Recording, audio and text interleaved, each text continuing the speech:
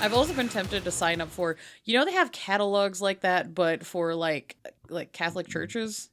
Yeah, we get a lot of that weird mail because I guess the former owner of the house was a pastor. Yeah, but the thing is, if you get like the Catholic clergy like order catalog, there's a bunch of like really good goth home goods in there. Oh, I bet. Oh, Yeah. and robes. Yeah. Yeah, you can order the robes. You can order the legit robes. And there's like tons of rosaries, Oh my tons of like God. candle holders, like all sorts of cool metal as fuck shit. What do I have Dude, to do? I know where I'm getting my winter fit. Yeah. Yeah, Hell man. yeah. I found weirdly enough, CatholicGoods.com. found this out because of a TikTok home decor goth lady where she just does reviews of the seasonal like clergy catalogs of like what's hot and what's not for the season. Hell yeah. It's kind of great. Don't go to CatholicGoods.com, by the way. I made that up.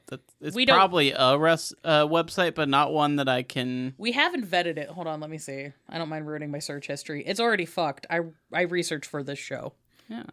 You said Catholic goods? Yeah, .com. Okay, I can't spell Catholic correctly. Good.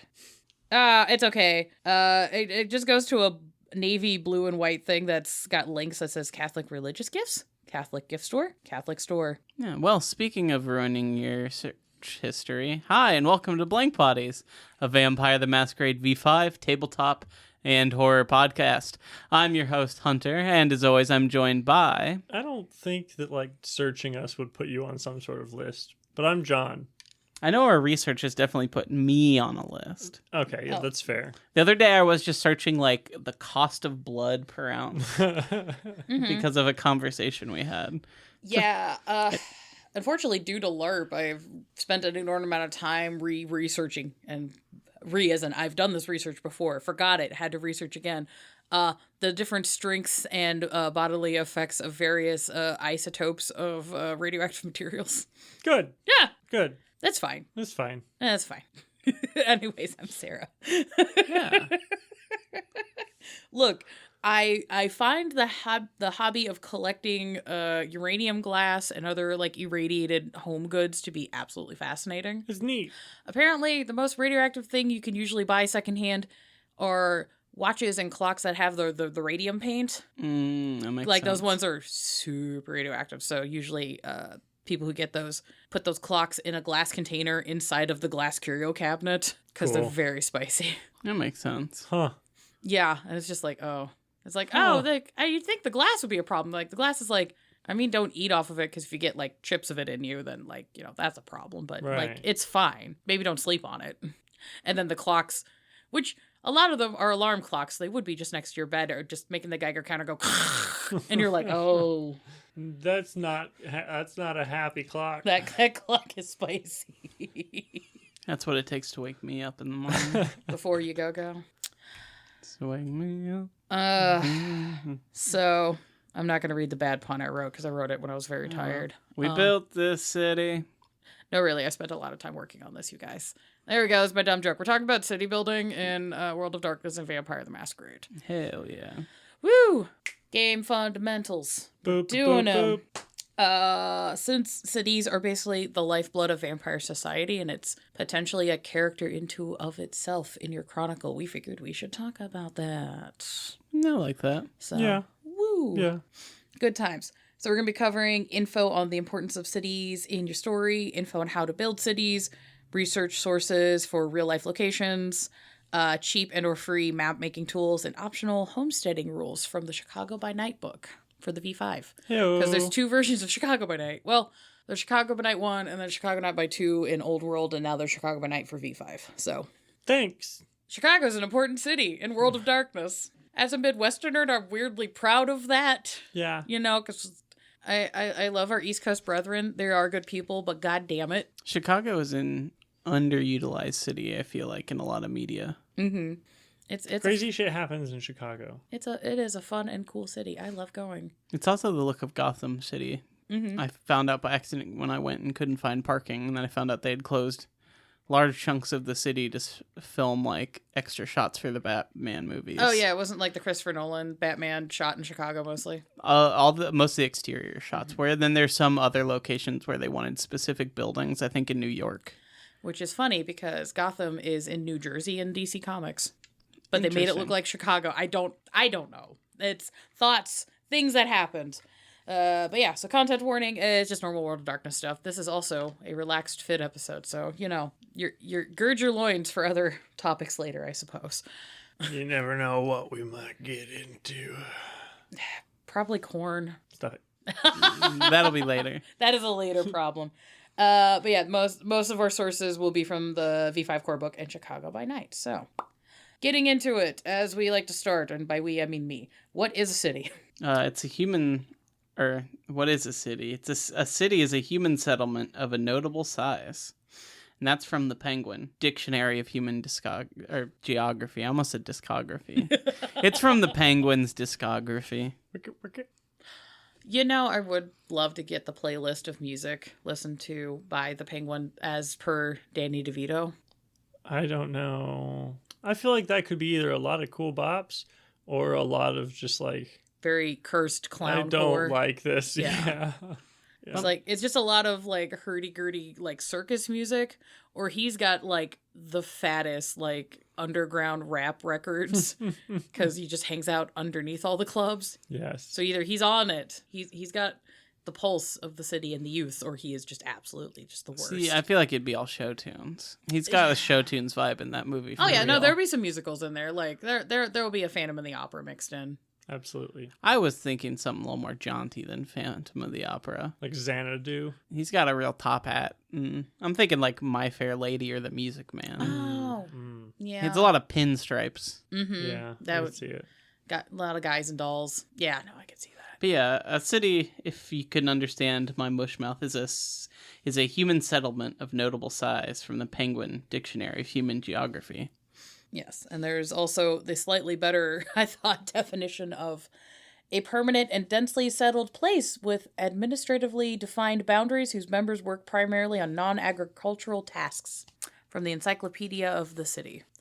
I actually spent like 45 minutes trying to find a good definition of a city, because almost every dictionary defines a city as a location that's larger than a town. Thanks. And I was like, that's literally the worst. But a city is also a town. Townsville. But yeah, so with that being an understanding of what a city is, why the fuck do they matter for your games? Because usually they take place in cities. True. Usually. You can, if you want to set your game in not a city, you can do that. I infamously have been trying to run a chronicle based on not cities for ages, and it's been so hard to get this fucker off the ground. I am ready. I know you are, buddy. I know. Well, I got laid off, so hopefully I'll have more time to actually run to be a person now. So, hooray. Oh no, yay. Yay, capitalism. But there is a quote from the book, if either of you want to read it. You get this one. Uh-oh. The city has two key functions in your game. The first, obviously, the city acts as a large stage on which everything happens. The second, the city provides 1,000 reasons for player and storyteller characters to want something. That's from the core book, specifically page 317. Yeah. That's the area code of Indianapolis. It is. Sorry. Yeah, it's our area code. 317. Yeah. Yep. There is a weird amount of merch in Indianapolis that has the area code. Yeah, people are really into it. I don't know why. Like the local website that has all the shows happening is just Do 317. There's a bunch of 317 shit. Mm-hmm. There's a handmade craft store in the mall that's just like woodcuts of Indiana. 317. Sure. I don't think that's an Indiana thing. I think it's just a weird thing that happens everywhere that we don't acknowledge. Yeah. Yeah. I mean, I do spend most of my time in the city, so that's just kind of my point of reference. So, but yeah, basically, if you are trying to come up with a story and game thing, having a city that players can interact with and affect is literally going to be most of your fucking story. So the city is important. Yeah, it's like if you take a coterie and you just plop them in the middle of a sandbox, but it's just a sandbox. There's nothing to do. Right. And there's also, you can even take the same coterie and move them to a different city, and because each different city is going to have a different vibe and different sets of problems and different sets of NPCs that could completely and radically change how your chronicle's going to go. Yeah. So, those are fun aspects of it. Yeah. But that's why it's important. Going forward, how does one build a city? A lot of brick and mortar. All right, so funnily enough, so the section for cities in the core book starts on page 317. Hell yeah. Building a city on 317. We sound so Is that energetic going about somewhere? this. Huh? Was that going somewhere? Is that it? That was That's about it. it. Okay, cool. It had just enough gas to get where it needed to go. Yeah. And that was it, precisely. But yeah, so whole section in the book on cities and various things of note to pay attention to and guide and ideas. So there is a little blurb on page 330 on the quick start city. There's not a whole lot of info in it, but it gives you a little like guide for babies first trying to do a city thing. So step 1 is choose a city. San Antonio. Oh, I can't. You only said that because I'm going to be going there soon. Yeah, we mentioned it recently, so it's in my head. My first, actually, the first one that popped in my head was San Diego, but then we were talking because I read head in the script, and then it changed to San Antonio. Muncie, Indiana. Yeah, that's Muncie. Why Muncie? Ugh. Everyone calls it Funsy for a reason. No, they who? All the meth. Who calls it Funsy? People that like math. A lot of people sarcastically. Really? Yeah. I've not. You've never heard of good old Funsy, Muncie Indiana? Funcy. No. Oh boy. I have the weird. I have discussed this. I have the weird problem of yes, I was born in Indiana, but I'm literally an anchor baby. So it was like shipped my mother here, had me, fucked off back to the UK. So like, there's just a lot of weird Indiana Hoosierisms that I just fucking have no idea about, and I'm still learning about them. In my mid-30s, I should know this shit by now. It's also one of the things where I know you grew up closer to there than me, but I have some other friends from Muncie, and I feel like it's mostly people from Muncie who call it that. Okay, that makes more sense. I was just like, is this just an Indiana anyways? I think it's largely Muncie people making fun of their shitty little town. Valid. You know what? Fair, and I respect that. It's a lot like Bloomington, though, where it's like a college town, and then there's just like corn. Yeah, because being in that area, just I do really enjoy that on IU campus, even though it's a Big Ten college and it's party town. They do sell merch that says dry campus, because IU is technically on the books a dry campus, but it absolutely in practice is not. No. There are bars on the college campus. Yeah. I used to steal so much liquor from frats, but we're gonna skip over that. So once you've picked your city, step 2, pick a milieu. Start with locations in districts, figure out how the kindred affect things there, and know how your story's themes are gonna manifest there. So this would be kind of like, we played a game that was set in Chicago, and we used some of the Chicago book, but we kind of did our own thing too. And Sarah actually had a map of Chicago, and we like picked locations where kindred are around, and we kind of got to make decisions about things that happen there around our place a little bit. Yeah, I was the psycho because this was also during the height of the Panini, where I strategically screenshot a gigantic map of Chicago and the Chicagoland area, and then would pull portions of it out depending on how important it was for what you guys were doing in the game, and let you guys like pick locations, and we'd mark things on the map as you discovered bars and other people's havens and shit. And it ended up being a really fun project, but that map is so fucking huge. It's big. It's like the ST version I have is like 25,000 pixels by 25,000 pixels. It's fucking huge. I don't regret it, but It's starting to look like a CD Projekt Red game.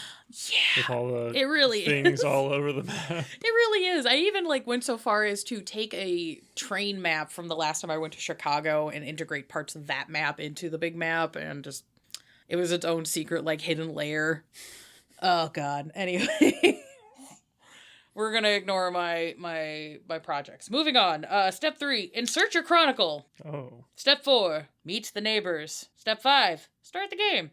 That's the quick start guide for cities in the book. It's not very Descriptive? or helpful, but Yeah. you know, I mean, it's a good starting framework on figuring out what you're doing, I think, which is why it's kind of like in there after they do the sections describing theme and tone and all that kind of stuff. So it's like, kind of helpful, but not really.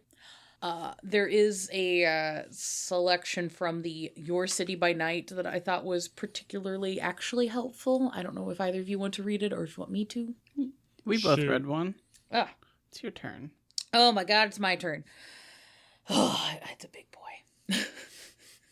A city's first job in Vampire is to facilitate play, reinforce the mood and atmosphere you are after, and alter the play dramatic in new ways. Alter the play dynamic in new ways. As mentioned earlier, this is a world of darkness. This is not flattering. No city looks good through the cracked and smoky lens of this game. Even when a city is beautiful, it is high contrast and washed out, fogged by rain and the sparkling light of broken glass. Pretty the way bare and beaten wood beneath waterlogged old wallpaper is. So, generally, because this is a World of Darkness game, you're going to be kind of doing more the seedy, spooky, ooky versions of whatever location you're doing. Just pick a horror filter and just this slap city's it. full of darkness. Yeah. That's interesting because while I do agree with that, I feel like it does kind of go against what a lot of people, I think, vision when they think vampire. Mm-hmm. Like specifically like... Think like opulent. But opulence and like fancy Elysiums and high art galleries. And you can still give them kind of that vibe, but I do think having that, there is a lot of games that I've played in or watched where it is a lot of just like very high society, very nice. You can do high society and nice and still have the horror filter on it because there's I find when trying to figure out how you're wanting to build a city or how you're planning it, especially when you're talking with your players on how you want the game to go, using movies for reference checkpoints is super fucking helpful. Because, yeah, I've been in a lot of games where there's a lot of high society stuff, but it ends up being very eyes wide shut, where it is a horror setting, but it's also very, like, dreamlike, and there's also just a lot of, like, very corrupt and seedy things happening while in these, like, really gorgeous settings and locations. Another one that would be kind of in this vein is, like, the Neon Demon. You're in a lot of places that are, like, affluent and high society because the movie's about models in LA. So you're in a lot of gorgeous locations surrounded by beautiful people, but while terrible, awful things are happening. Yeah, that's fair. See, maybe it's because I mostly run Hunter in World of Darkness when I've ran stuff, but I personally like to keep things a little more on the normal side because I think part of it is, you know, them discovering, oh, there's monsters here and having to confront that. And when the whole setting is just like dark and bleak, it's like, what are we even fighting for? It is can be a little de-incentivizing. So I think having the game likes to say everything's evil and bleak and gross, but I think having like nice places, even if they're not their touchstone, like legitimately, it's just like you guys have a nice diner to go grab a bite to eat, or like you have a nice house that you share, or something like that can really make a big difference. I wouldn't go too hard into like. Yeah, because, like, even in movies where everything is really dark and bleak, like in Seven, like Seven gets referenced a lot as a point of inspiration in various World of Darkness, like, books, like, even in the literature. There's even points in Seven where they're, like, in the apartments having dinner, or they're in the library, where things are, like, really chill and kind of nice. Mm-hmm. So, if you want your horror impacts to actually be impactful, you have to give breaks. Otherwise, you just get plot fatigue. So keep that in mind when you're building your cities. Give them a park or a fountain. I don't know. Just players are strange and they'll get emotionally attached and pack bond to the weirdest shit that you will never expect. And just let them do it. Yes, and that. Weaponize it. Gaslight your friends for fun. That's what this hobby is, really. We're gaslighting each other for fun. With consent. Yes. We are agreeing to do that. But yeah, so that was something I thought was of good note, especially if I know there's a lot of players that are used to or coming from like Dungeons and Dragons, and there's a certain level of fantasy city building that everybody's kind of used to. It's very like Tolkien. You can come at World of Darkness city building with a different creative lens, and you can kind of explore different aspects of things, and you have the room to do that here, so go for it. Not everything has to be the jaunty, warm tavern. You can do the neon-drenched, like, weird little strip club, or if you want to do an occult bookshop, or penthouses. I don't know, I'm just trying to think of warehouses. Warehouses is a big one. Every game has a fucking warehouse scene. And Vampire, I cannot think of a Vampire campaign I've been in the past 5-6 years where there was not at least one warehouse scene. Yeah, I can't either.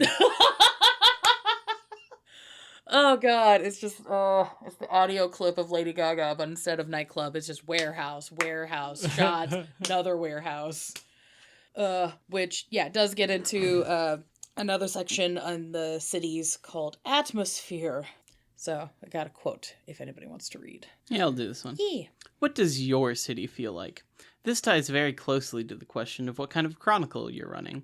Ideally, the city supports the themes and ideas of your game, providing the appropriate backdrop to the dramatic action. You can approach this in two ways. Take an existing city that has the right atmosphere and impose the feeling you want on any city, or impose the feeling you want on any city you choose. Yeah. So, what? Oh, did you have a question? I'm stretching. You're a tired hikey boy. Muscles had a question. Yes. So this is a good and bad thing because one, this is a make 'em up game. You can kind of do whatever you want. Also because you're using real world locations a lot of times for World of Darkness because it's an AU of our timeline. Do things within bounds of reason, please. And I suppose I would say if you're playing with your friends and you're not going to be releasing it or anything, you can do what you imagine that Texas or Southern Florida or wherever is like in your heads and just run with that game. If you are planning on recording and releasing something that takes place in a place you've never been, go watch some YouTube videos or look it up a little bit. I would say do a bit more research because, hey guys, we have the fun of the internet. Yeah. Like, you can find travel blog people that go to all of these really cool fucking locations. Odds are, Anthony Bourdain's been there. You can find an episode of No Reservations. And all of those are, honestly, I use that as a storytelling research for cities all the time. Yeah. And diners, dive-ins, and drives. Yes. That Yes. one not as much, but yeah, no, like... That's your fault. I'm just saying, Bourdain's got better hookups. I think it's true unless I don't know. I think Guy has like his tendrils in some spots that are Guy's really good for like Bourdain. Americana, like in continental US, like he's got some pretty good hookups for sure. But if you're just talking like in a more worldly aspect, I'm Oh, like, most oh definitely. yeah, Most no, definitely. hands down Bourdain. Well, I mean, I don't think that's a fair comparison because they're going for two very different things. No, that's for sure. I'm just saying, depending on the vibe or the atmosphere you're going for, you have options. Maybe watch both. Maybe watch both. I was trying to keep us from Flavortown, everybody, and it was just not happening. will Or, not something happen. not about food. That your vampires aren't going to be eating anyway. They could run a restaurant. But they'll never taste. No, and that's part of the tragedy of it. But yeah, They just got their fourth Michelin star, and they've never been able to taste their own food. oh, that's Pa, pa, pa. I love the fuck out of that as a storyteller, but that's a me thing. But yeah, there's also just like even within your own country and even within representing cities that you actively live in. Cities are big and have lots of people from all sorts of backgrounds, and there's no way you're going to fully understand everybody's perspective all of the time. So, using this as an opportunity to learn about other people is a good thing to do. Boop, boop, boop. Boop-a-doop. Yes. Don't accidentally erase racism, please. That's all I'm asking. Because, yeah, I think it's great to be able to be like, hey, what if I ran this city but through this filter of a genre? That is fun to do, but, that can... Especially because a lot of people are getting into streaming their chronicles and doing LARPs now through digital means. It is very easy to put your own foot in your fucking mouth because you're just like, well, I read the Wikipedia, it's fine. And I'm like, no, buddy, no. You need to actually understand. And there's a lot of cities that I think a lot of Americans forget about that have thousands of years of history and cultural context. That we don't have over here on certain places, and people just forget about that shit. And I'm like, "Ooh, bud. Oh, okay. That was a bold choice you made, my friend. But okay." So yeah, that's just also being sure that the themes for the chronicle that you want to run are things that the players are going to want to engage with is also good. Because if you want to run a From Dusk Till Dawn yeehaw silly game. And the characters and the players are not going to want to engage with that. Maybe don't build the titty twister in your city. Yeah. Because then you're just like, I'm spending all this time making this really cool location that no one's going to fuck with. Because that would suck. That would be a bummer. That's always a bummer. And then I feel like this is a conversation I end up with in vampire games every game. Much like so we go to a warehouse. which is population size and ratio. Did you want to read that, or did you want me to read it? A single farming vampire, that's quote unquote farming vampire, needs an absolute minimum of 30 mortals to feed from to avoid anemia and other debilities to their herd. But the masquerade is a much bigger problem when dealing with dealing with that small herds. Let me go back here. Oh, you're good. A single farming vampire needs an absolute minimum of 30 mortals to feed from to avoid anemia and other debilities to their herd. But the masquerade is a much bigger problem when dealing with that small herds. A hunting population, quote unquote, should be at minimum 2 orders of magnitude larger, closer to 3,000 mortals per vampire, to conceal their depredations in the red noise of conventional murders, cruelties, and disappearances. Thus, a coterie of 3 to 5 vampires should have, at minimum, a domain of 10,000 people. That is also in the core book, but it's not on the same page. It's 324 this time. Yeah. So, you can, as a game troupe and storyteller, agree to explore themes and chronicles with having much more or much less people, but this section of the book involving population size does have vampire parasitism. There's also another segment that has optional rules to keep in mind for if you have more vampires in your city than what this rough guesstimate of humans, if that ratio gets out of whack, minuses and difficulty issues that are going to start arising with like increased police presence, or it's going to be harder for you to hunt because all the mortals are aware there's like a violence problem, so they're starting to arm themselves, or you're starting to draw attention from Justicars or Archons because your city's fucking around and now they're sending people to like keep an eye on you because no. Yeah. Don't be dumb. Don't be dumb. Don't be dumb. And if you're unsure of like what city you'd want to run a chronicle in, having an idea of like how big the coterie itself is going to be, and then having a rough idea of how many NPCs they are going to want to engage with can adjust which cities you're going to look at. Or if you end up picking a city that is on the smaller side, you're probably going to have less NPCs that live in town, so you might end up having more contacts out of the city.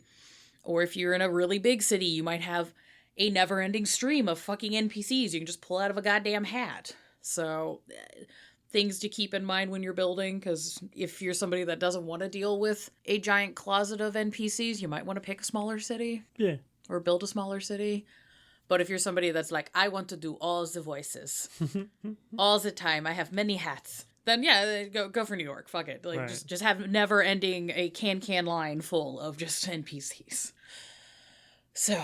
And you also, if you want to play the game on hard mode, there are rules in this segment. If you want to play on hard mode, we're just like, all right, you can hunt, but like, you can only have so many humans per night. Otherwise, the difficulty thing, or you're going to have a GTA style red alert where it's like, well, the city has decreed because of population problems, everybody can only do like 1 or 2 feedings a night. And if you go beyond that, it's going to like bump up your star rating. And then the Second Inquisition is going to show up or something. It generates plot. Right. So, hooray. Tension. I'm stretching okay. now. It's my turn. It's stretchy, boy. Muscle questions. Yes. So, I have found the best way to deal with cities is building districts, and there is a districts section also in the cities section of the book. Nice. So, when the players believe in and understand their city, their characters' battle for territory or search for safety takes on interest and dimension. To enable this, break the city down into manageable district parts that each have their own separate characteristics. This is in core book, page 332. To me, this is pretty instinctive, but I think it is a really good starting point for building out your city. I mean, I feel like even if they're marked or not, like in Indianapolis, there are like actual districts, and then there are districts that people have kind of invented that don't really exist on a map when you discuss the city.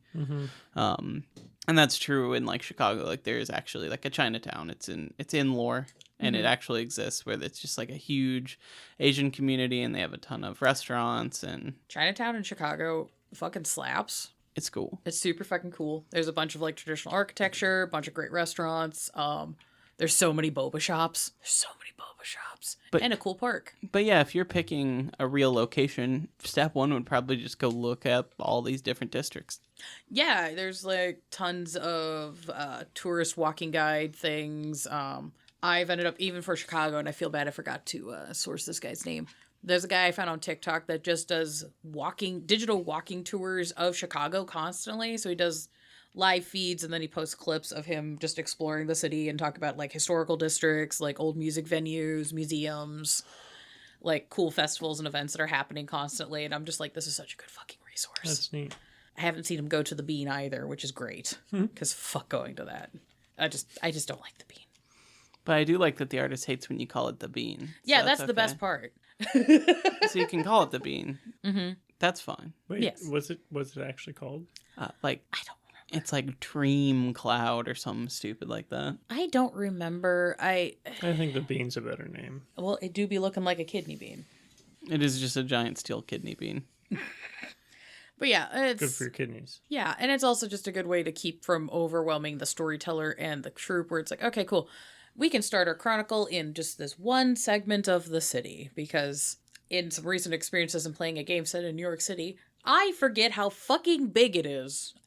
Because of just media, it just doesn't cross my mind terribly often, but then I started looking at it and I was like, Jesus fucking Christ. It's big both out and up. Yeah, like, living in Indianapolis, like, Indy is a physically big city, but population compared to size, it's really not that big. Mm-hmm. So, like, just being like, there's how much where, but everything's with, like, if you really just put on decent walking shoes, if you're in, like, one borough, you could probably walk across it and be fine.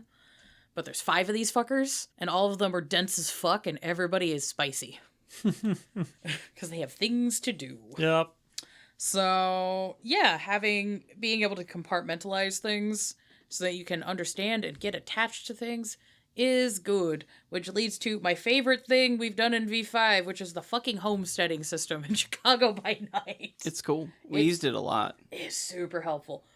So, within any city, it is easy to become disoriented by the sheer magnitude of a population. Hundreds of thousands of individuals can make up a neighborhood. The amount of people moving on a single day is almost incomprehensible. It is nothing less than a cacophony of sound and motion. What you need to provide your players is the feeling that there are a million tiny things going on at once, which is in Chicago by Night, page 54. Yeah. So, good way to keep people from having decision overload, which I found happens a lot with players because we're all riddled with ADHD. We're just like, we can do anything, whatever I want. Yep. What do you want to do? Anything I want. Yep. Hit that guy with a sledgehammer. He looks like an asshole. Do it. Yeah. But I'm the monster. It's like, yeah, do it. Now I'm going to roll on my random table of NPCs to decide who you hit. Because you didn't tell me who you was. You just said some guy. That guy right there, over there. There. That is a nugget of a tiny thing you can do. So homesteading is an optional game system that allows for groups to give character structure and stats to various geographical areas, which is kind of nice. These spaces can be as small as a block or as large as the entire city. They give options for how big the homestead is. Okay. Most of the homesteads that we did for our game were, I used the canonical homestead set up in the Chicago by Night book for the different, neighborhoods, and there's a bunch of pre-gen ones that are all fantastic, and then we did little homesteads for everybody's haven, so, like, the block that their haven lived on, so that was fun. It's really good for base building, because then it gets your players super invested in their havens. Because they're like, oh, okay, it exists on this block. I know, like, a couple of NPC mortals that live in the area, and you know about something cool that exists in your neighborhood. I like the idea of giving a homestead to any player who creates a haven, because it does give a lot more character to the area around it. It's not like, here's this very detailed sketch of a building, and next to it, nothing. Mm-hmm. Yeah, and it's also kind of fun because we based your guys' homesteads on... I just Google mapped the area of the city you guys put your your havens in, and I was just like, oh, hey, some of you had a union headquarters that just exist in real world at that location. So I was like, cool, so you have a local union building in the area. Somebody else had, a garage, and somebody else had a bar that was kind of cool that just existed. And I was like, oh, cool. I just learned things. Neat. Yeah. Or you can just make shit up. Fuck it. Yeah. I'm all for whatever makes things easier. So each homestead exists on a trait scale from 0 to 20 points. These points represent the total quality of the area that it represents. Homestead traits, there's a chart on page 55 that gives a good guideline for the kind of bonuses and minuses that an area will grant characters when they exist in that space. Further along in that segment, there's actual examples of the various types of homesteads and sample builds, so you can kind of base things off of that.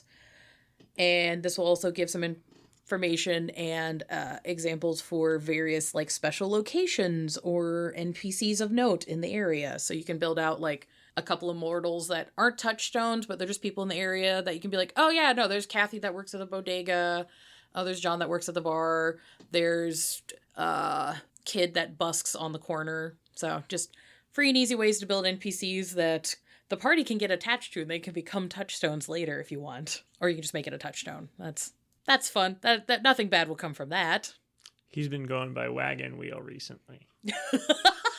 Oh, so he's The busker? real early in it. Oh shit! Yeah. Oh no, you've adopted him. Oh no. But yeah, so basically because of the way the trait points are pooled out, the more homestead trait points you have, the better health or quality the area is. That's kind of the rough play of this.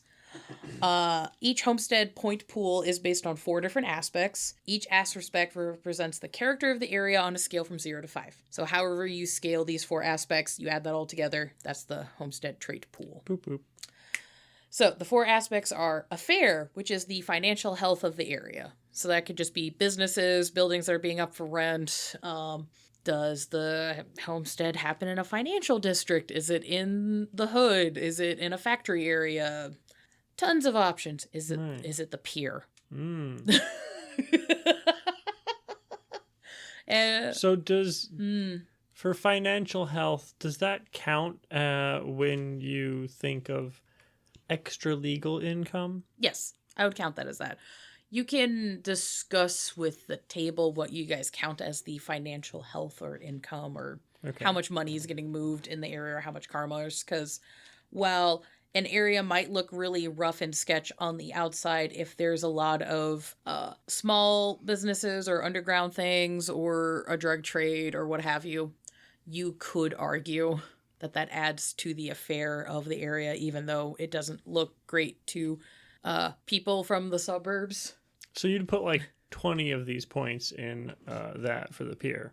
Well, I can't put 20. I could put 5. We gotta put 20, sorry, because it's the pier. The scale goes from 0 to 20. Yeah, well. So, I have home ruled for myself that I kind of scale the 0 through 5, kind of how the resource dots are scaled, roughly. Mm-hmm. So just to kind of keep things straight in my head, but the book doesn't say explicitly to do that. That's just kind of how I do it. Makes sense. So association is the next one. It is the connection of the area to the wider region and the reputations within.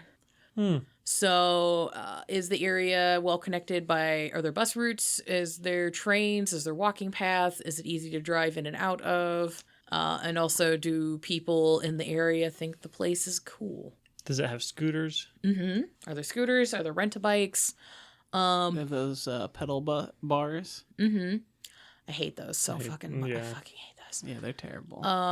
But those would lower the association. yeah, that would lower it for me. But like, does the area have like a cafe people talk about going to? Are there shops that people are like, oh yeah, no, let's go to this area. There's it's a brunch cool. spot down here. Oh my gosh. Yeah, there's a cool museum. There's a arcade bar. Oh yeah, I want to go here because an influencer I know went and shopped in this area. I should go here. There's tons of different ways to kind of flavor this. Neat record store. I heard this celebrity lives in this area, you know. I heard you could get a real good hot dog. Hell yeah. Get them dogs. Over there on that cart. Dirty water dog. Sometimes I just think about the last house we all lived together, because there's that guy, Garcia's dogs. Yeah. He's still selling his dogs on that same corner. Dude, they've like built out. Like Really? every time I go past there now, instead of just having the one guy with his hot dog cart with the big umbrella. There's like a pop-up tent now, and he's got a helper. Nice. Like, they're building it out now, and I'm just like, girl, get it. I need to get me another Garcia dog. Dude, the Garcia dog slap. There's also more taco trucks in the area now. Damn, why wasn't that there when we lived there? Because everybody was broke as hell. That's true. The hustle is getting more intense. So yeah, that's hopefully a good representation for association. You could also have negative associations. They're like, oh, I heard people get mugged in this area. In that case, you'd be guilty by association. Puns. And then there's clout, which is the physical size, security, and prestige of the area. So it's like, do you have cool historical buildings? Do you have big skyscrapers? Is the amount of area just fucking large? You got a real cool cathedral. Mm-hmm. So it's like you could technically have a small land mass, but if you have buildings of note, that would bring the prestige up. Or you could have a huge area with like fucking nothing on it. There's places like that in Indianapolis. We have places like that Yeah. where it's just acres of just like bulldozed fucking factories, and you're just kind of like, it's just, these are all just gravel parking lots for several blocks. I mean, and there's even spots like that in Chicago. Mhm. Just where you just see like fenced in lot that's like overgrown with weeds, and like that Mhm. used to be something, and now it's just 3 empty city blocks. Mhm. Yep. Yeah. And then the last one is utility, which is the infrastructure and the ecology of the area. And I'm including that because the book notes you could have an area where there's a lot of decent infrastructure because there are factories, but you might argue that because the factories are creating pollution, that it brings the utility down because it's poisoning people. I want to have a... What if it's a poison factory though? That's where you're doing gonna great. find. That's where you're gonna find mucks. That's gonna find Gasleys. Well, no, you find the Gasleys later. I think you're thinking Weezer. Weezer. That's what I was Weezers, thinking. I want mine to have the water treatment plant on it. I would argue that brings the utility up. Hell yeah. Yeah. So I'm in control of the water source. Yeah, I would like to, because I am that kind of nerd, encourage characters to think about like how clean or dirty your city is going to be. That's kind of where utility kind of kicks in for the homesteads, where it's like, do people in your area give a fuck about the lawns being mowed? Do they care about trash getting picked up? Are the roads repaired? That affects the character of the area a lot. Is there smog? Do you keep getting smudged by Canada? Mm. I'm not mad at you, Canada specifically, but god damn it. We get it, you smoke. No! Hopefully the wildfires have calmed the fuck down, but Jesus Christ. So yeah, between affair, association, clout, and utility, you spend a rating between 0 and 5 on each of those, and that gives your homestead trait rating, which adjusts the bonuses and minuses you can set for the area. And you guys discuss what the bonuses and minuses are, and it kind of just depends on the feel of the district. So you could have places that are super bustly and super social, so you give bonuses to like etiquette or performance or whatever, or it's like a chill area with a park, so you get bonuses to resist frenzy, or bonuses to like animalism. The world is your oyster, you can kind of decide. And you also have just weird negatives where it's like, it's too noisy, so everything's wits and awareness rolls are at a -2. You know, tons of options. It's been flooded with pigeons. There's so many pigeons. Animal empathy is at a -1 because you are just at your wit's end with all these pigeons. There's too many Nosferatu that all have that one flaw, and they're combining together to create a hyper flock of just gross, so many pigeons. misshapen pigeons. Because that's how bad the fucking bane is now with these Nosferatu. It's affecting the pigeons, and you're just getting these weird little Quasimodo pigeons. It's the worst. And you're just like, buddy, he's got a club foot. I've seen that. Clubfoot pigeon? Yeah, where it's like Oh, normal yeah. foot and then a peg leg. Mm-hmm. And he doesn't give a fuck getting that bread. Yeah, they don't. They don't give 2 fucks. They don't even give a single one, actually. Damn. I have never seen a pigeon give a single fuck. Have you? I don't observe pigeons that often. The only time I've seen a pigeon give a fuck is when I've tried to pick one up to bring it home with me. Well, okay, yeah, I guess Yeah. that's fair. Because possums, usually I can just pick those fuckers up and just take them with me. Pigeons, they got ups, and I don't, so I'm just like, fuck. You're technically domesticated, and we abandoned you. I'm trying to let me be your friend. And they are not having it. I found a raccoon in a trash can on my camping trip. How'd that go? We got him out. Okay, good. I tried for a little while on my own, but I didn't really have anything to assist in this except these welding gloves. They're like heavy, like Kevlar welding gloves. And I was like, I'll put these on. I'm glad you brought those camping. Well, they were just in my car. Oh, okay. Yeah. Yeah. I was like, I'll put these. Well, hold on. Let's see. And I kind of reached down with one. My hand was not in it because I was like, I don't want to risk. These are meant for welding. I don't know how puncture resistant they are, right? So Valid. like stick there down there. Little homie was not having it. He looked real cute and curious. He was like big eyes, little hands up, like, oh, I'm cute and curious. And then he's just like, and I'm fucking it up. And he like tries to grab it and he like snarled a whole bunch. And I was like, whoa, okay, little dude. All right. Well, I'll put my camp chair in there. I put my camp chair in this dumpster. And then I went to the other side and I was kind of trying to like spook him to run up onto the camp chair and jump out. Wasn't having that. And the DNR came around and was like, is there a raccoon in there? And I was like, yeah, I gave him my camp chair, but he won't use it. And they were like, we'll get a stick. This guy walks You guys over. are in the woods. There are plenty of large sticks. This guy, apparently they already had one that they had just thrown back into the woods. This guy like walked into the woods, immediately came out with this like part of a branch.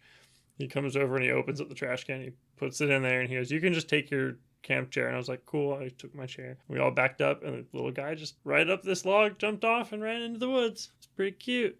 That's pretty cute. I might have taken a picture. If I did, I will post it. Share it in the Discord. Yeah. We like friends. So I would say at least the blankbodies rough discussion on building a city would be pick the vibe that you want and pick a city that goes with it and then break it up into little pieces and just have fun base building. Yeah. I would even say if you're starting a new game, while it may not be something that continues with them, you could just have each player be like, all right, you each get to pick one, flesh it out, give them a little more investment in the city you're playing in. Even if their character doesn't know everything they decide, the player knows what they decide, and so they actually understand the setting a little bit. Yeah, it's a good way to get them at least to be like, your character knows this chunk very well. And that way, when other people interact, you have dialogue already to be like, I can talk about this because I know blah, blah, blah. I dig that. I like giving people little cookie points that they can go, I have a cookie. Share the cookie. I'm just like, fuck yeah, look at them. They're best friends now. All right. Great. Hell yeah. How long until they hate each other? Or are they friends forever? It's going to be the first one. For a hot minute, yeah. Yeah. It'll be the second one for a real long time. But I mean, they're vampires. So, like, eventually it's going to be that first one. I don't know, one of them might die. That's true. And then you can't really hate them. Yeah. You can hate them for dying while you have to live. It's true, yeah. That's the kind of vampire story you get to explore. Yeah. And these same rules do work for if you want to build a city from scratch, because you don't have to use a canonical city. I have found it is a pain in the ass to build an urban modern city from scratch. If you want to, God bless you. The one time I tried to do that, I gave up and I just stole various parts of other cities and then sandwiched it together with duct tape and just didn't tell anybody I did that. Yeah. And they're just like, wow, you're so creative. I'm like, yep. That's happened. Yeah, I've never done that. The most I've done is just looked up a real city. Yeah. And then added all the fake lore myself. But I've never, created America Town, USA, or whatever. Yeah, pro strat. Find a city that is not from a native language that you or any of the players at the table speak. Make a map that has no labels on it based on that city, and then just be like, this is Fantasy Detroit, or whatever you're naming your fake city. Townsville. This is Townsville. They don't need to know it's actually Madrid. They don't need to know. That's a good way to do that. I like that. Yeah. Because then you're like, oh, fuck, I don't have to sit there and, plant all the trees and that. Some people fucking love that shit. I did look into, for this episode, using Incarnate. I don't know if you guys know that site. Yeah, it's a map. It's really useful for making dungeon maps. I like using it for small stuff. I can't imagine trying to make, a city map with it. Oh, dude. I've seen some really cool, there's people that post streams and their videos of building giant fantasy cities and Incarnate the different, because they have different, filters and different shapes of, trees and houses. You can change the colors, and it's a whole, Sims-esque adventure of building out the city. It's really fucking cool. I suppose you can technically use those same skills and just pretend there's cars. Depending, as long as you don't pick the super fantasy Tolkien-looking houses and buildings, you could kind of get away with it. Or you can just have this fantasy map and just be like, this was made by one of the elders. He is from like fucking 1580 and he just will not stop drawing houses like this. I know that looks like a wizard tower. It's a cell phone tower. He's just crazy. The Malkavian map maker. Yeah. So, use resources. But there are resources for cities pre-gen within Vampire the Masquerade 5th edition already. Yeah. So if you don't want to fuck with it, the Anarch and Camarilla sourcebooks have tons of plot hooks for tons of cities. Pretty much all of the books have some sort of fluff that will mention something about a city that exists in the canon. Fucking use them. Also, you can just take a lot of them and use them in other cities. Mm-hmm. Just do that. It's like, I know they said this happened in Berlin. What if it happened in Boulder, Colorado? And I'm like, done. Yep. Frankfurt, Germany. Just move it. Yeah. So like Hooversville, Wisconsin. What if this happened in Azerbaijan? Like, sure, yeah, go for it, man. Why the fuck not? If you want, there is the Chicago by Night, Chicago Folios, Let the Streets Run Red, Fall of London, Cult of the Blood Gods, and Trials of Ash and Bone. All have pre-generated canon cities with modules written out. So if you want to do smooth brain, no think, I'm gonna just run some shit, it's already there, girly pop. That's quite a few places. Yeah. And those are really good. I think almost all of this. Well, I don't know Fall of London. I know that's a full long campaign, but for the others, those are all really good like setup adventures to like start a party out on with, and then you can kind of build the city out from there and find out what they want to do. Yeah, I've been using Fall of London as a threat for this group of friends. Like, if you guys fuck up in Chicago too hard, I will finally crack the plastic wrap on my copy of Fall of London, and you guys are getting on a plane. I specifically never read it. That's why we had it for a giveaway last time, because I was like, I actually don't want to read this book because I want to play it someday. So I hopefully passed it along to someone who's able to use it. But yeah, I have to start fucking around, I guess. I mean, I think we were planning an assault on a convoy our last game, so that's pretty fucking around. Yeah, I had the planes ready. I was just like, if they fuck this up, time to crack it open. Who's ready to meet Mithras? Anyways, but continuing on with that, the Winter's Teeth comics have a storyline with lore sheets and NPCs and everything and plot for 2 cities. Minneapolis, St. Paul. They are 2 cities, but it's basically the same fucking city. But it's also not. Yes. Don't tell people there that I said that. It's the Twin Cities. So, yeah, that not only do you have like plot and lore sheets from those comics, you have cool art and story. Or you can just grab that shit. Yeah, Winter's Teeth definitely worth it. There's lore sheets and new disciplines and all kinds of weird random shit in the back of those each issue. And the art is so good. I think there's compendium books now, so you can just buy volume 1, volume 2. So if you don't want to buy the individuals. I have volume 1. I haven't picked up volume 2 yet. I was waiting to get it, and then by the time it came out, I forgot with my ADD brain to get part 2. But yeah, but it exists. Also, there is Bloodlines and LA by Night if you just want to run fucking Los Angeles. There's so much fucking shit there that's already pre-gened. You can just use that. Yeah. Chronicles of New York, Shadows of New York, Parliament of Knives are story RPG video games that have fully fleshed out cities with NPCs and plots that you can just use. Yeah. Parliament of Knives is really cool. It happens in Ottawa. Nice. Ottawa. I've only played... Was it Chronicles that comes first or Shadows? Chronicles, and then Shadows has like... Do you want to do Chronicles again, but there's La Sombra? Okay, so I played Chronicles. I really liked it though. No, it's super good. I thoroughly recommend all of those. They're super fun. And then listener and the keeper of book things, Ash, recommended Damnation City. It is a book from the Chronicles of Darkness series, but it is a book about generating cities for games. And my brain hurts. That's probably not why I'm not speaking well for this episode, but because I crammed an entire book in like 2 hours.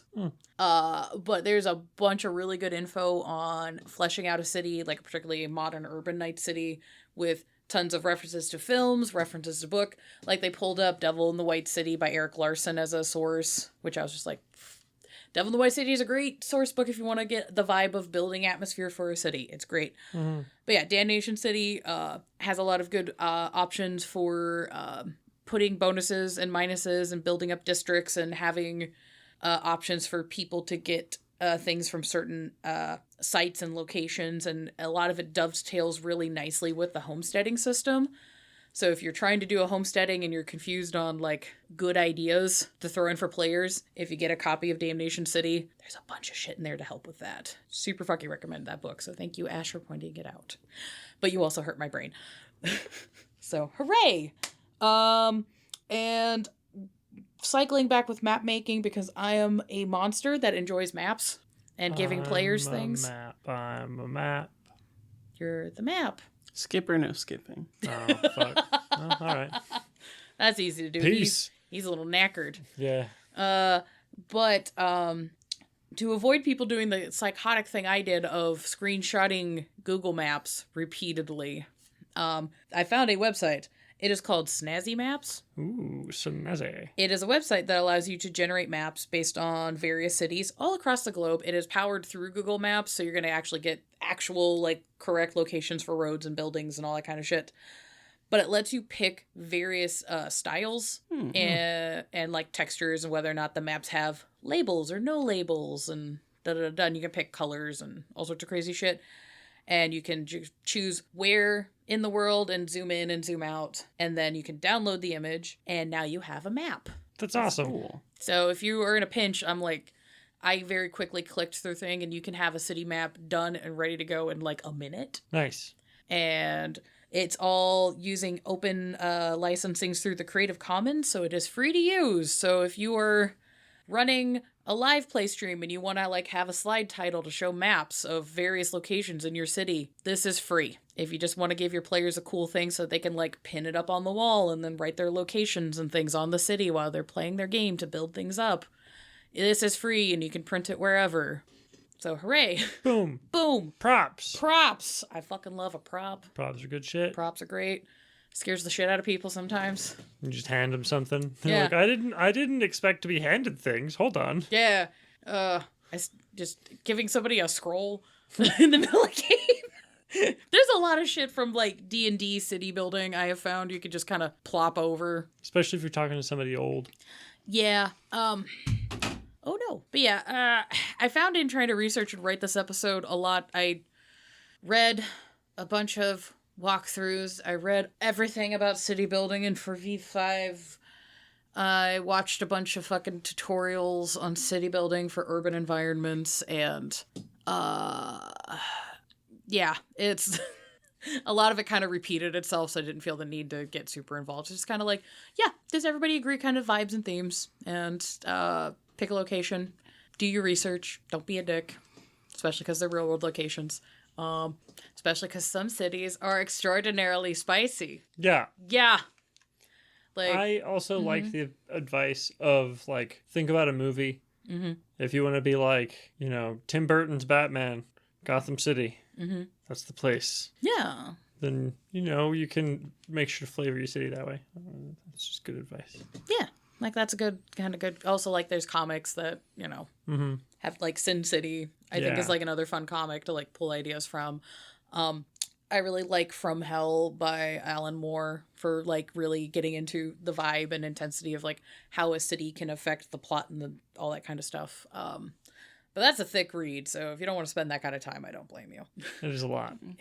See, my lazy ass was actually going to suggest, I know we talk about like session 0 doing like consent and like talking about like party cohesion, like, oh, I'm the barbarian, I'm the healer, I'm this, that, or whatever. I think even doing a session like 0.5 or a session 1 that's not actually playing, just sitting down and be like, all right, so these are your havens. Like we talked in a havens episode, maybe just give everyone at least a dot or two in havens. And with that, give them some area around it. Like sit down and actually build the city out together a little bit.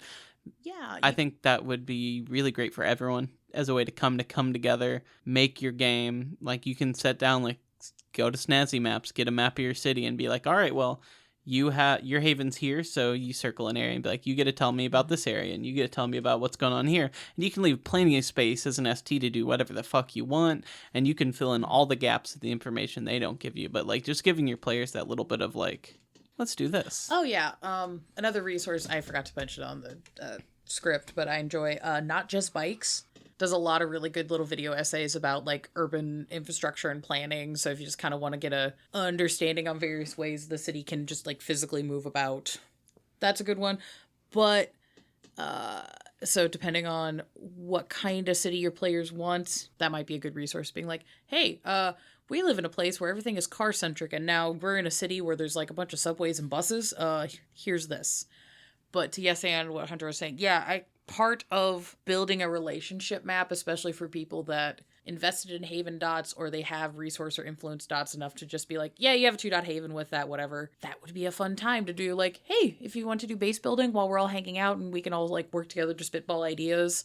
And, you know, somebody might have a Haven with, if you use the homesteading rules, where their block has a business that maybe another player's touchstone works at. Now you guys have a connection, or somebody has access to a library on their domain that somebody else is going to be interested in. So that way you can start building character connections and just the plot will write itself. The plot will write itself. Yeah. I would definitely, though, make sure that every player, even the ones who don't invest in Havens, gets a little bit. And then the Haven stuff just gives them a little more leeway or a little more space. Yeah, because like we've had games where there's players that like didn't invest in a static Haven because they made their Haven like their vehicle or an RV. So I'm like, yeah, no, if you want to give me the specs on your car and every souped up thing you've done in your dad mobile, like fuck yeah. Or I would even say my current character vampire I'm playing, Yannick, lives in an RV, and his feeding type is roadside killer. So if you had a player like that, I'd say, all right, you get to tell us about like what's going on the outer rim of the city. What's going on out there? Like they get a bit wide area, but like tell us about what's going out on these like middle of nowhere roads. And or even for Yannick, I might even suggest like let's you and me plan out a homestead that is like a neighborhood or a district that is like your preferred like hunting area. Like, yeah, you travel all across the city, but there's like one chunk that you do particularly well in. So like you help me build that out. Yeah, that makes sense. Like there's tons of ways. Like even if you have the vampires, like I live in a hole in the ground. I'm like, cool, where's your hole? Where does your hole exist? What is it next to? A fountain. What kind of fountain? Is it like a big Art Deco fountain? Is it one of those modern ones that has like the water that just like burbles over some steps? A bunch of kids peeing. That doesn't change. I'm like, is it an old fountain that's like super fancy? Is it like a modern one that the kids are just like, it kind of looks like a dick. Let's pee on it. No, it's fancy. It's fancy with like the cherubs that are peeing. And then the kids are just like, I see you, homie. Yeah. I'm matching energy. Mm-hmm. Cool. Do you protect the kids? Is there like a favorite one, or do you hate them kids? They pee on my fountain. So you're fighting them. See, like there, right there, just that alone can generate so much shit. And yeah, now you can just work on building a homestead that might be just like a city park, where it's like, yeah, this character doesn't technically own it. No, they just live under it. But they've helped to like flesh out a chunk of the world, and they get to now interact with it, and that's a whole chunk of the city that you, the ST, did not have to build on your own and burn your brain cells on. Woo! Woo!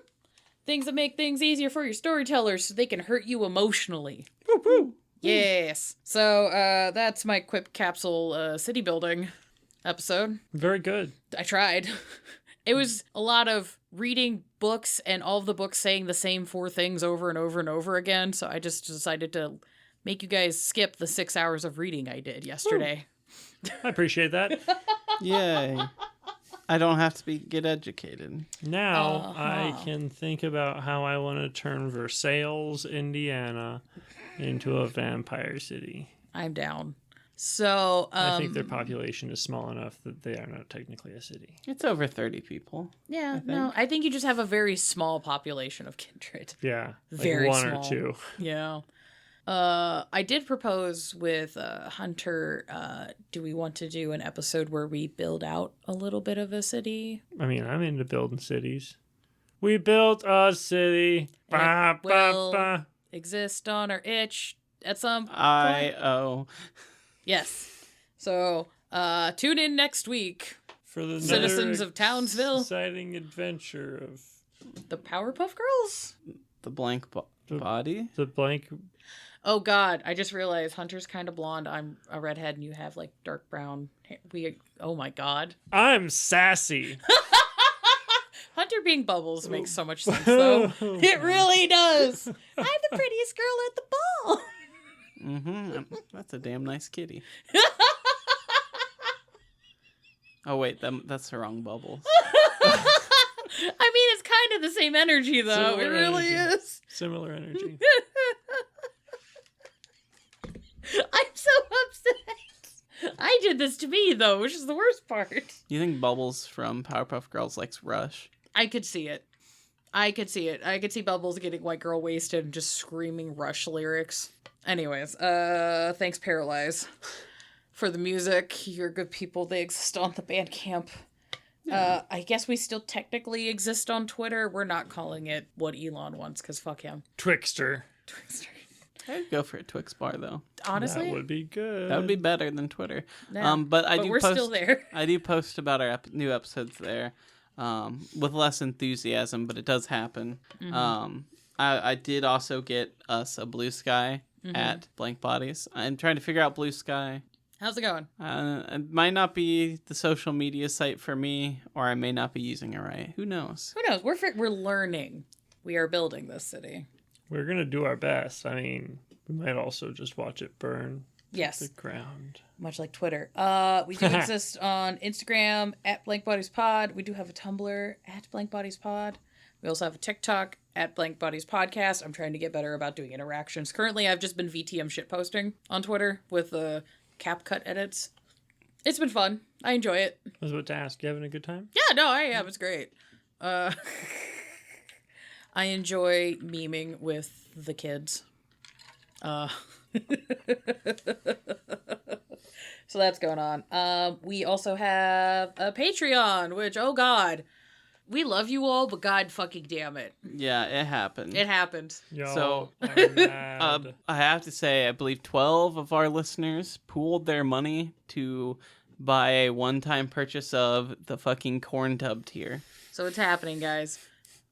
We're dipping John. I'm getting corn tub. He's getting corn dipped. We ran into some no. complications, but we're working on it. We're putting together a production schedule, and we'll give you guys more solid updates when the corn tub stream will actually happen, because it has to happen now because we got paid. The tubbening. The But- tubbening. The tubbening commence. It will Yes. it will happen before November. Our goal is October. Yes, sometime during the spooky season where we might have other activities happening, which will be announced at the speed of Hunter's plot. Yeah, I think I've kind of mentioned it. We have some bonuses coming in, changes to our Patreon tier. We're not taking anything away. It will all be addition, not subtraction. But we're adding some bonuses, changing some things up there.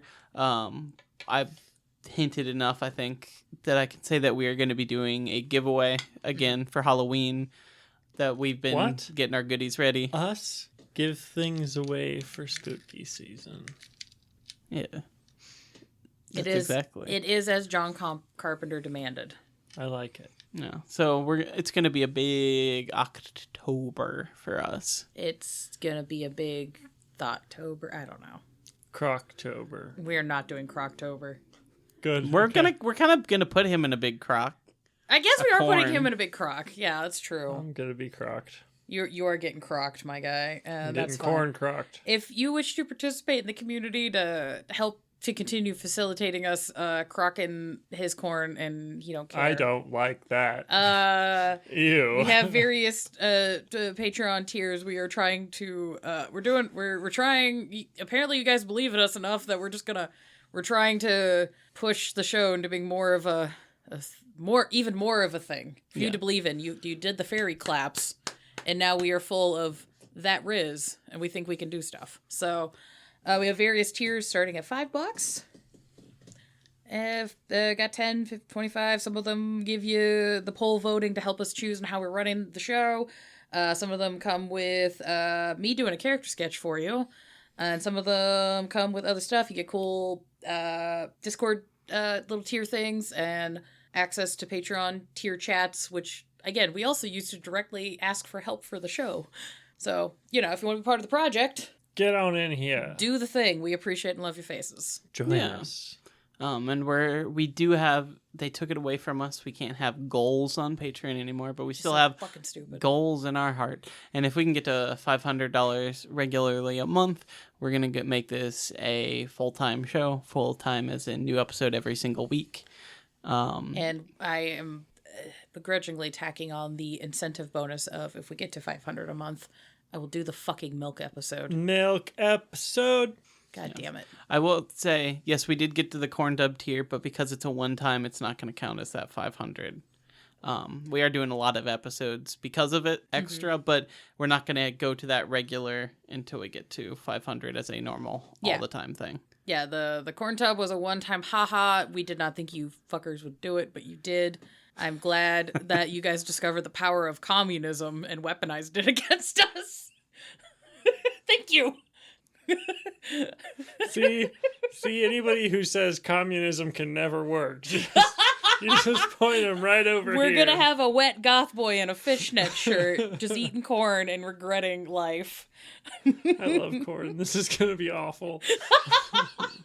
And hopefully we'll actually learn how to stream it so we can do that more in the future. Yeah, it'll be a Hell live yeah. stream. Once we actually have everything set, we will share the links and you can share them amongst your friends, your neighbors, your allies, your Here we brothers go. at arms. They will know about the tubbening. And my corn. Also, if you have a cool project, corn related or not, that you wish to share with us in the community, whether it is goth, horror, TTRPG related, or other various aspects, you can reach out to us at blankbodies@gmail.com. We would love to talk to you about your cool stuff. It's true. And if you're a real vampire. That is also cool stuff, though. Yeah, hit us up, especially for that. Hit us up, homies. Yes. Did we already say get on Discord? Discord. We have Get it. on Discord. It's free. Come hang out with us. The Discord, unfortunately, or fortunately, does affect the show a lot. So if you enjoy and want to participate in whatever the fuck that is that we are doing, come hang out. There are people running games there. If you want to run a game with people, feel free. Yeah. Yeah. Yeah, there's always people looking for games, looking to run games, especially if you're not in a standard U.S. time zone. There's definitely friends who are looking for more friends in different area codes. I am also trying to get my butt together. Basically, the corn tub slightly fucked up a lot of my plans because I was going to be like, hey, friends in Australia, do you want to stream a movie? I'll be up super late. I don't give a fuck. And now I have to do actual adulting production stuff, so I apologize. Give me a little time. I'm trying Don't to... apologize. We got corn tubbing to do. Woo! Woo! It'll be fine. Love you, Australia, guys. We love you guys. You're all very delightful. All of But you. we got a super tub? fucking delightful. To figure out, And then The fill Aussies with corn. and- we the Kiwis. We gotta love commit you a all. harvesting. We got The bad some thing, cans to buy. the terrible thing for you, Skipper, is that when this will be happening, it will be harvest time. So that means corn is even cheaper. I know. So we can buy so much more. I know. I budgeted up to $100. Oh, we can make it. We some will corners. not spend $100 on corn. That's It's so a tax much- write-off now. Technically, it's for business. 400 ears of corn. Yeah, but we can eat. We don't. If We it don't doesn't have- get used, we can eat it afterward. No. How are we gonna eat 400 ears of corn? A little butter, salt, pepper. Little, That sounds nice. yeah. Get some elote. You freeze it. Fucking love elote. We're gonna have to figure out how to make elote. I know. So- Elote's pretty easy. Yeah, I've just Yeah. never done it. Anyways, we should Good. probably enter this. I have to go make a storyboard about what the fuck we're doing, and just I gotta go lotion my body. Love you, Wait. bye. I gotta take a nap. Mwah. gotta teach John how to exfoliate. Pumice. Sugar scrub.